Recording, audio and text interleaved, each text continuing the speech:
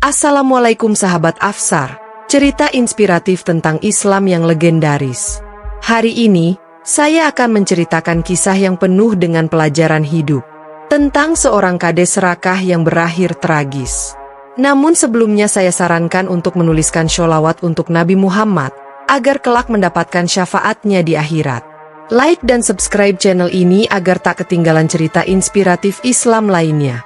Di sebuah desa yang tenang, dikelilingi sawah hijau dan perbukitan, hiduplah seorang pria bernama Suroyo. Pada usia 45 tahun, Suroyo adalah bukti dari ketekunan dan kerja keras. Ia lahir dari keluarga petani sederhana, di mana setiap hari ia membantu orang tuanya di ladang. Kehidupan masa kecilnya penuh dengan tantangan, namun hal ini membentuk karakternya menjadi pekerja keras yang pantang menyerah. Ketika remaja, ia mulai menjual hasil panen keluarganya di pasar desa, sambil menyimpan mimpi untuk hidup yang lebih baik. Dengan tekad kuat, Suroyo memulai usahanya dari nol. Ia pertama kali membuka kios kecil di pasar, menjual bahan pokok dan kebutuhan sehari-hari. Kiosnya perlahan berkembang menjadi toko serba ada yang dikenal warga desa sebagai tempat yang selalu menyediakan barang berkualitas dengan harga terjangkau. Keberhasilannya tak lepas dari kebiasaannya untuk selalu melayani pelanggannya dengan ramah dan jujur. Reputasi Suroyo sebagai pengusaha cerdas dan dapat dipercaya membuat tokonya semakin ramai. Dalam waktu beberapa tahun, ia berhasil memperluas usahanya ke berbagai sektor, mulai dari perdagangan hasil bumi hingga transportasi antar desa. Keberhasilannya membuatnya menjadi salah satu orang paling berpengaruh di desa. Bersama istrinya, Ratna, yang selalu mendukung setiap langkahnya, dan putra mereka yang berusia 10 tahun, Andika, Suroyo menikmati kehidupan yang nyaman dan penuh penghormatan. Namun, meskipun hidupnya tampak sempurna di mata banyak orang, di dalam hati Suroyo masih ada ambisi besar yang belum terpenuhi. Ia tidak hanya ingin menjadi pengusaha sukses, tetapi juga seorang pemimpin yang dihormati.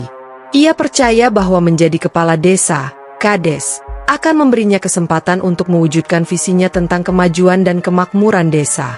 Namun, di balik ambisinya itu, terselip keinginan untuk mengukuhkan kekuasaan dan mendapatkan pengaruh yang lebih besar.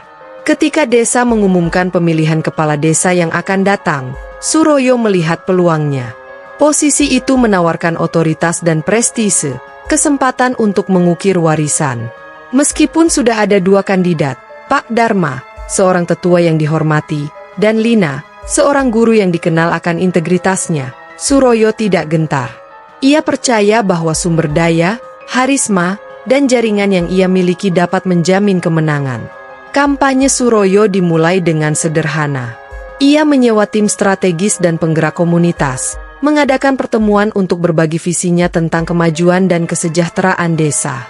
Namun, seiring berjalannya waktu, Suroyo menyadari bahwa memenangkan hati warga desa tidaklah mudah. Pak Dharma memiliki reputasi bijaksana dan adil, sementara dedikasi Lina terhadap pendidikan dan kesejahteraan sosial telah membuatnya dicintai banyak orang.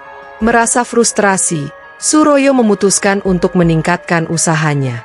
Ia membawa tim sukses, para ahli kampanye yang mahir dalam persuasi dan manipulasi. Segera, spanduk dengan wajah Suroyo menghiasi setiap sudut desa, dan acara-acara mewah, lengkap dengan makanan gratis, hiburan, dan hadiah, diadakan untuk menarik perhatian warga. Para penduduk desa terpesona, meskipun beberapa mulai berbisik tentang kemewahan dan sumber dananya. Ketika langkah-langkah ini belum cukup, Suroyo beralih ke taktik yang lebih meragukan. Ia menyewa preman lokal untuk mengintimidasi pemilih dan saingan, memastikan kesetiaan melalui rasa takut. Pada malam sebelum pemilihan, ia mengatur serangan fajar, serangan uang tunai di pagi buta.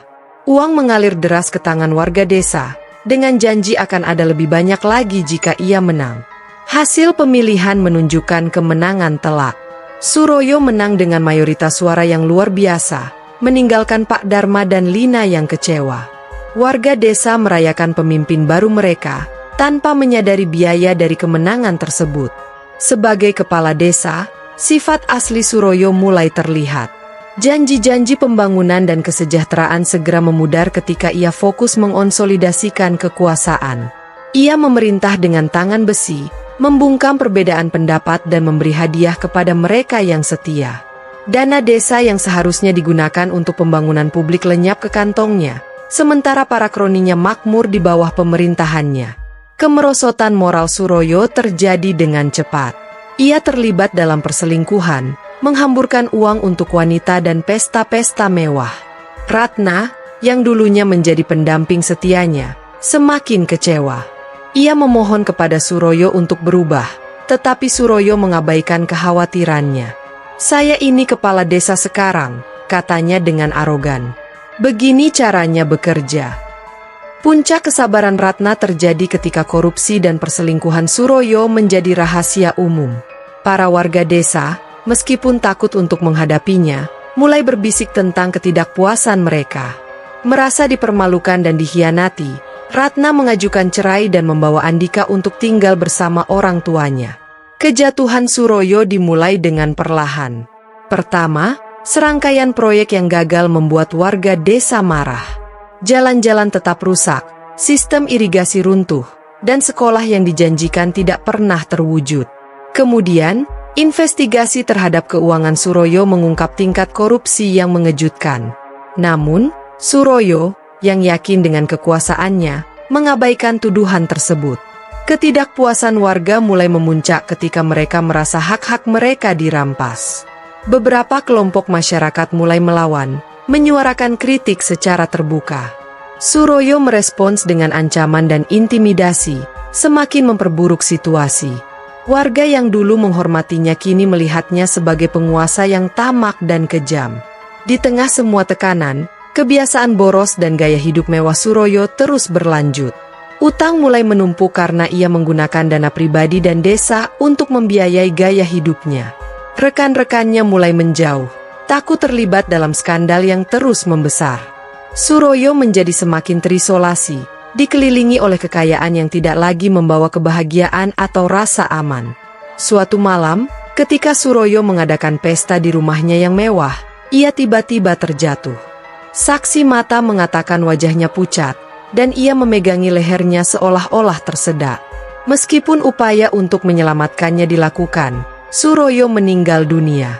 Para warga desa terkejut, tetapi keterkejutan mereka berubah menjadi horor ketika melihat jenazahnya. Tubuh Suroyo berubah secara mengerikan. Lidahnya memanjang secara tidak wajar, menjulur dari mulutnya seolah-olah tumbuh akibat bertahun-tahun berbohong dan menipu. Tubuhnya menjadi sangat berat, membutuhkan puluhan orang untuk mengangkatnya. Ketika upaya untuk menguburnya gagal, kuburan runtuh setiap kali, para warga desa akhirnya menyegel tubuhnya dalam struktur beton. Bangunan ini, yang terletak di pinggiran desa, menjadi pengingat suram dari korupsinya. Kisah Suroyo menyebar luas, menjadi peringatan tentang bahaya ambisi yang tidak terkendali dan kerusakan moral. Warga desa, meskipun bebas dari tiraninya, menanggung luka akibat pemerintahannya. Butuh bertahun-tahun bagi komunitas untuk pulih dari kerusakan finansial dan sosial yang ia sebabkan. Ratna dan Andika melanjutkan hidup mereka, berusaha membangun kembali kehidupan mereka jauh dari bayang-bayang aib Suroyo. Bagi warga desa, bangunan yang menyimpan jenazah Suroyo berdiri sebagai monumen kesombongan, sebuah pelajaran diam tentang pentingnya integritas dan kerendahan hati. Kebangkitan dan kejatuhan Suroyo menjadi cerita yang diwariskan dari generasi ke generasi, sebuah pengingat bahwa kekuasaan yang diperoleh melalui kebohongan dan korupsi hanya membawa kehancuran.